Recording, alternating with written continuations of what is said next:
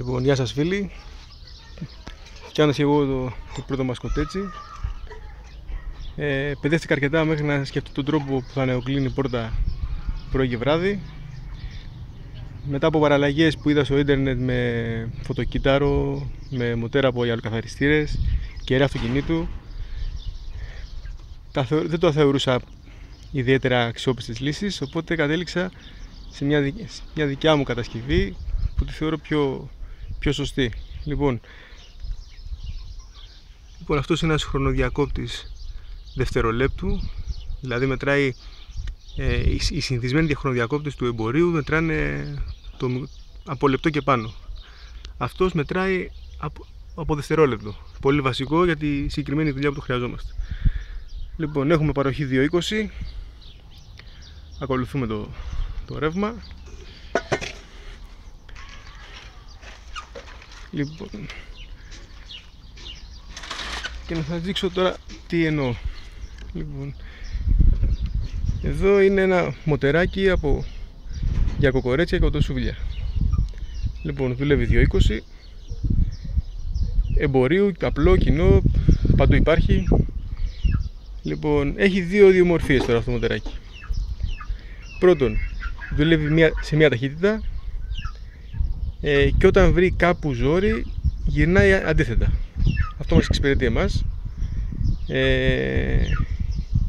Συν άλλη μία ιδιομορφία που έχει, ότι κάποιες φορές όταν του δίνουμε παροχή 220, άλλες φορές γυρνάει δεξιόστροφα, άλλες φορές γυρνάει αριστερόστροφα. Αυτό δεν ξέρω για ποιο λόγο συμβαίνει, πάντως συμβαίνει. Λοιπόν, και πάμε τώρα στο ρεζουμέ. Λοιπόν, η πόρτα μας εδώ είναι ανοιχτή. Ήδη έχει τερματίσει, άμα δείτε εδώ από κάτω, μέχρι το ξύλο. Αυτό είναι το τερματικό που θέλουμε. Λοιπόν, τώρα το βράδυ έχει εντολή και το έχουμε μετρήσει την απόσταση. Η πόρτα είναι αυτή, είναι λαμαρίνα 3 χιλιοστά.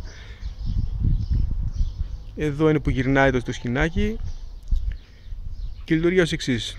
Του λέμε, άνοιξε στις 9 η ώρα, δούλεψε δηλαδή, για 2 λεπτά και 18 δευτερόλεπτα. Η πορτούλα μας σε 2 λεπτά και 18 δευτερόλεπτα θα κλείσει μέχρι κάτω.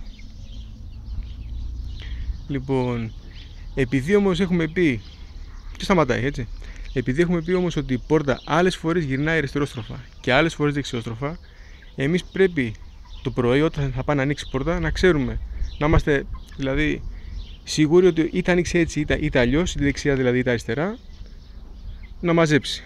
Οπότε τι κάνουμε? Θέλουμε, όπως είναι, βλέπουμε μπροστά το σκηνάκι, θέλουμε το σκηνάκι όταν θα είναι τέρμα κατεβασμένο να είναι στην ίδια νοητή ευθεία με την πόρτα. Άρα να μην επηρεάσει το χρόνο που θα ανέβει, είτε άμα γυρίσει από τη μία είτε από την άλλη. Λοιπόν, κατ' επέκταση, το βράδυ η πόρτα έχει κλείσει σε 2 λεπτά και 18 δευτερόλεπτα. Ο χρονοδιακόπτης είναι ρυθμισμένος το πρωί να ανοίξει στις 5.30 ώρα. 5.30 ώρα του δίνουμε ρεύμα και του λέμε θα δουλέψεις για 2-18 δευτερόλεπτα. Οπότε το πορτάκι μας ανεβαίνει και μέχρι να κουμπίσει εδώ είναι 2.18 ακριβώς. Τώρα όταν είναι να κατέβει, εάν είναι να γυρίσει δεξιόστροφα όπως είναι τώρα, που σημαίνει δηλαδή να σηκωθεί προς τα πάνω κι άλλο, με την κόντρα που θα βρει στο ξύλο θα αρχίσει να κατεβαίνει. Αν πάλι γυρίσει αριστερόστροφα θα κατεβαίνει έτσι κι αλλιώς στα 2.18. Αυτή είναι η πατεντούλα, είναι αξιόπιστη, τη δουλεύω πάνω από 1,5-2 μήνες.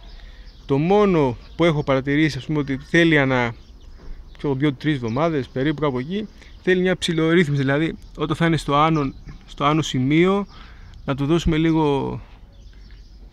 λίγο ας πούμε κανένα δευτερόλεπτο μέχρι να κουμπίσει. Δηλαδή ξερυθμίζεται, ας πούμε, σε 2-3 εβδομάδες, κάπου εκεί περίπου.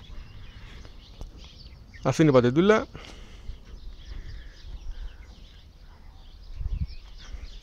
Ελπίζω να βοήθησα, παιδιά, να κάνετε και εσείς τις κατασκευές και τις πόρτες και τα κοτέτσια. Πού πάτε ρε, έλατε εδώ ρε.